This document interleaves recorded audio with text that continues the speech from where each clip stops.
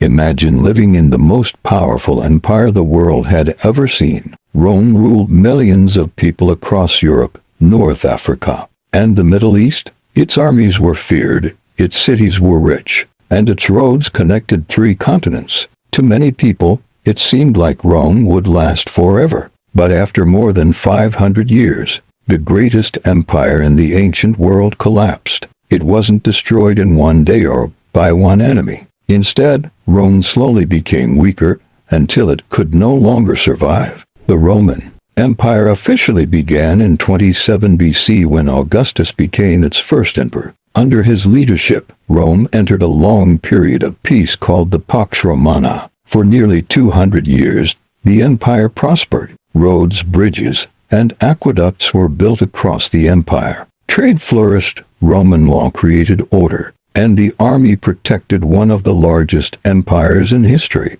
At its peak, Rome looked unstoppable. Everything began to change in AD 180, when the wise Emperor Marcus Aurelius died. His son, Commodus, became emperor. Unlike his father, Commodus was a poor ruler who cared more about his own fame than the empire. After his death, powerful generals fought each other to become emperor. During the next 50 years, more than 20 emperors ruled Rome, and many were murdered or overthrown. Instead of protecting the empire, the army often fought itself in civil wars. Rome also faced serious economic problems. The empire had become so large that it was expensive to defend. The government raised taxes to pay its soldiers, making life difficult for ordinary people. To get more money, officials reduced the amount of silver in Roman coins. This caused inflation, meaning prices became much higher while the value of money fell. Trade slowed,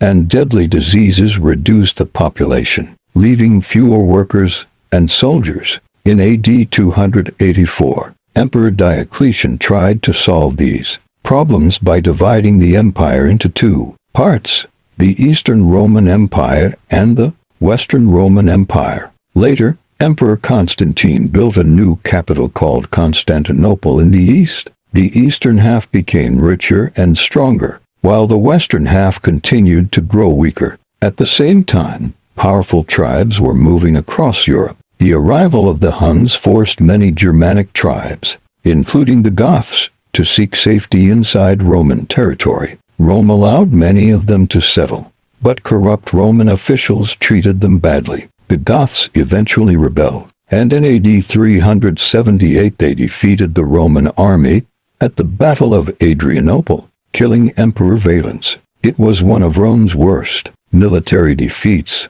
and showed that the empire was no longer unbeatable. In AD 410, the Visigoths, led by Alaric, entered and looted the city of Rome. Although the empire survived, the attack shocked the entire ancient world. A few years later, the Vandals captured North Africa, one of Rome's richest provinces. Without its wealth and food supplies, the Western Roman Empire became even weaker. Finally, in AD 476, a Germanic leader named Odoacer removed the last Western Roman emperor, Romulus Augustulus, from power. Historians usually mark this event as the fall of the Western Roman Empire. But Rome did not fall because of one battle or one invasion. Most historians agreed that many problems worked together over hundreds of years. Weak leaders, political corruption, civil wars, heavy taxes, inflation, disease, and repeated invasions slowly destroyed the empire from within.